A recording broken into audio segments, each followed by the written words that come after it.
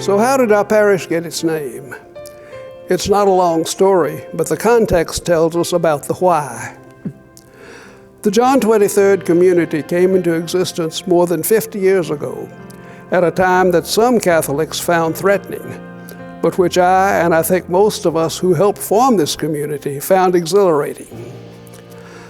I spent the first 32 years of my life in the pre-Vatican II Catholic Church, which I dearly loved, but found in many ways uncomfortable. The Baltimore Catechism, which I studied as a child, taught that if you were not a Catholic, you were either a heretic, which included all Protestants, or an infidel, which included Jews and Muslims, even though we all worship the same God. It didn't even mention the Orthodox. Moreover, these could only get to heaven through invincible ignorance. I had a counterexample in my own home. My Presbyterian mother, who was extremely loving and generous with a strong religious faith of her own, and I'm sure spent little time, if any, in purgatory, I would have been even more uncomfortable had I known at the time that those like the Jesuit theologian John Courtney Murray were being forbidden to write and teach that American ideals like religious freedom and separation of church and state might be compatible with Catholic values. Pope John XXIII changed all that when he convened the Second Vatican Council, opening the windows of the church, in his words, to let in fresh air and fresh ideas. And the gifted visionary who opened our eyes to the significance of this new openness in the church was Father Sterling McGuire, the assistant pastor at Immaculate Conception Church, who had, in addition to his parish duties, the job of Newman Club chaplain at the University of Tennessee. Father McGuire convinced a number of us that the spiritual needs of Catholic students, faculty, and staff could best be met at a university parish without geographical boundaries, with a physical presence immediately adjacent to the campus.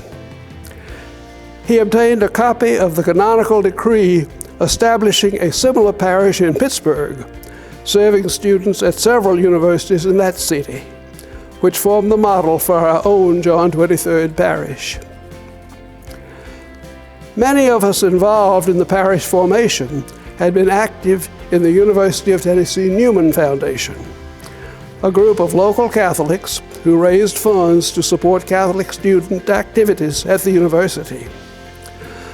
Following extensive discussions among foundation members and others, Albert Paulus, who was a professor at the College of Agriculture, Harry Jacobson, who was a physics professor, Father McGuire, and I from chemical engineering formed a subcommittee to draft a proposal to the Diocese of Nashville to establish a university parish and to provide funds for construction of a Catholic center at UT.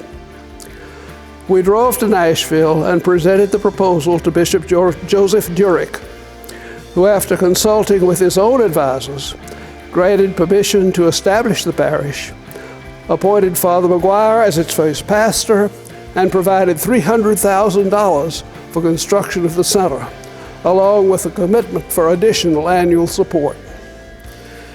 Encouraged by this approval, we formed several committees to plan how the parish would operate. Our resulting structure was very different from that of the parishes of the time. We had a constitution and a functioning parish council well before parish councils were approved as a general rule. Bishop Durick had granted us the right for liturgical experimentation, so he had woman lectors and girls as altar servers long before they were permitted in other parishes.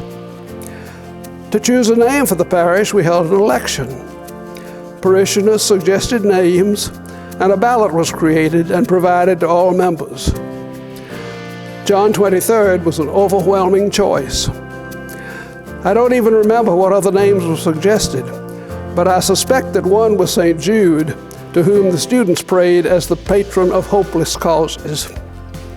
Our chapel is named for him. So we owe our parish name and our founding philosophy to a humble Italian peasant, short, chubby, and not particularly handsome, who brought a frightened, inward-looking institution out of its shell, and in his words opened the windows of the church to let in fresh air. The road ahead may be rough and unclear, but I have trust that the spirit of St. John XXIII will stay with us and guide our footsteps.